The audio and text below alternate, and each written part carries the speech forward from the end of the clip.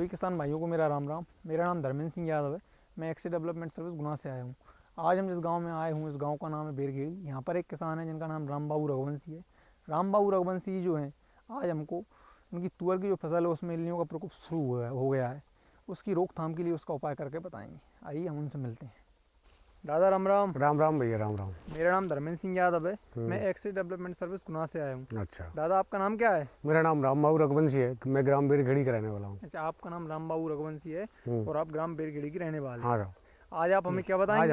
आज हमने तुअर बोई है। हाँ, ये तुअर में इल्ली लग रही है, सो इल्ली की रोकथाम को वो दवाई डाल के सोच रहे हैं। ठीक है। अच्छा, आपने और उसमें इल्लियों का प्रकोप हो रहा है, हाँ तो उसकी रोकथाम के लिए आप उसमें हाँ दवा डाल रहे हैं। दवा डाल रहे हैं, कौन सी दवा डाल रहे हैं? रासायनिक दवा डाल रहे हैं। आप रासायनिक दवा डाल रहे हैं। हाँ। अच्छा, आपने बताया कि आप तुअर की फसल में इल्लियों की रोकथाम के लिए रासायनिक रासायनिक दवा डाल रहे हैं। हाँ, तो दवा कौन सी डाल रहे हो, रासायनिक दवा? ट्राइजोफास। अच्छा, आज आप तुअर की फसल में ट्राइजोफास नाम की दवा डाल रहे हैं, उसकी रोकथाम करें। हाँ। अच्छा, आप रासायनिक दवा से इल्लियों की रोकथाम कर रहे हैं, तो इसकी आपने बताया कि इसमें ट्राइजोफास नाम की दवा डाल रासायनिक दवा है जो कि, तो उसकी क्या प्रक्रिया बताएंगे आप? हाँ बताऊँ।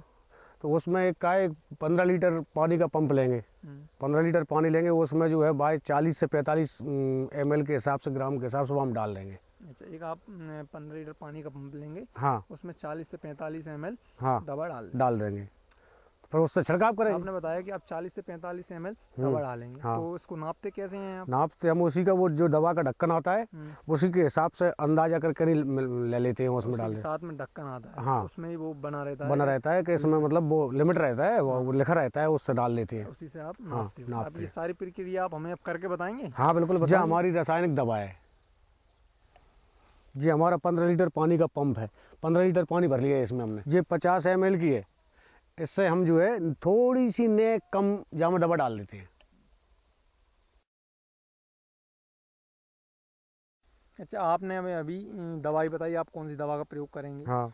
और आपने कैसे नापते हैं वो भी बताया, और पंप भी बताया जो आपका 15 लीटर पानी से भरा हुआ है। हाँ, आप ये बताएंगे इसका प्रयोग करते समय हमें एक सावधानी क्या रखना चाहिए? सावधानी हमें ये रखना चाहिए कि हाथों पे तो मोजा पहनना चाहिए और मुंह पे कपड़ा बांधना चाहिए। इससे जो है अपन को दवाई से नुकसान नहीं होता। हाँ, बिल्कुल सही कहा आपने। ये दवा जो रहती है जितनी वो जहरीली रहती है, और उनके रोकथाम के लिए जहरीली उसके प्रकोप से ना तो हाथ भी साफ रहते हैं, अंदर ऊपर से मोजा रहते हैं, और मुंह पे कपड़ा बांध लिया तो नाक में अंदर भी नहीं जाएगी, तो सांस के द्वारा। तो इससे जो जहरीला प्रकोप है इससे हम बच जाएंगे। हाँ, मैंने जी हाथों पे तो मोजा पहन लिया और मुंह पे जो कपड़ा बांधा, और मैं दवा को तैयार करता हूँ।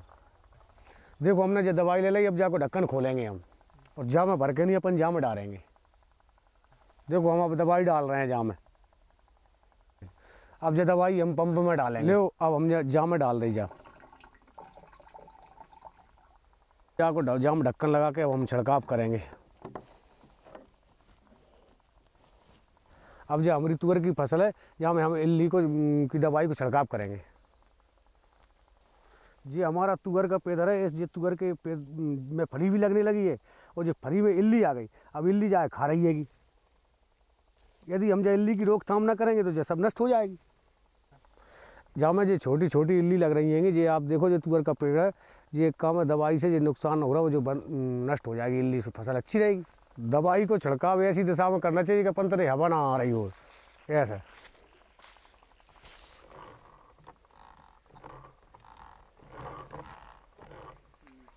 आपने हमें जो तुअर की फसल में इल्लियों की रोकथाम के लिए रासायनिक दवा का छिड़काव करके बताया। हाँ। इसकी सारी प्रक्रिया बताई, इसको दवाई को तैयार किस प्रकार करना चाहिए, किस प्रकार छिड़काव करना चाहिए, क्या सावधानी रखना चाहिए, सारी बात बताएं। इसके क्या लाभ हैं आप हमें बताएंगे? हाँ बताऊंगा ना। बताइए। इसके ये लाभ है कि जैसे दवाई जहाँ में छोटी छोटी इल्ली लग रही है कि जो है फसल को पूर्ण रूप से नुकसान पहुँचाता है, तो फसल नष्ट हो जाता है।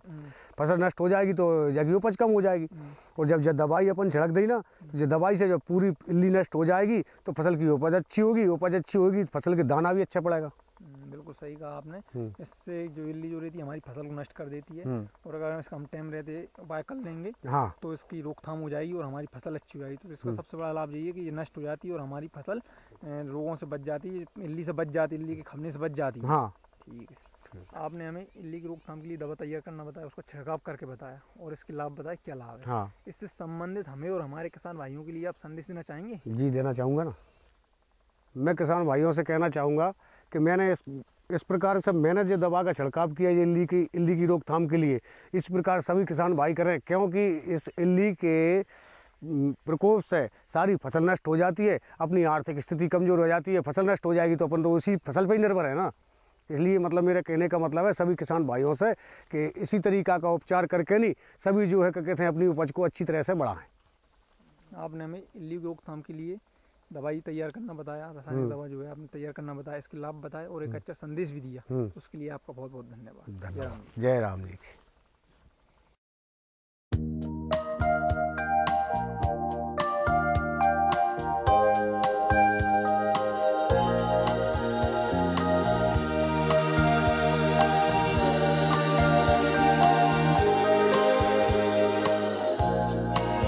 Mm-hmm.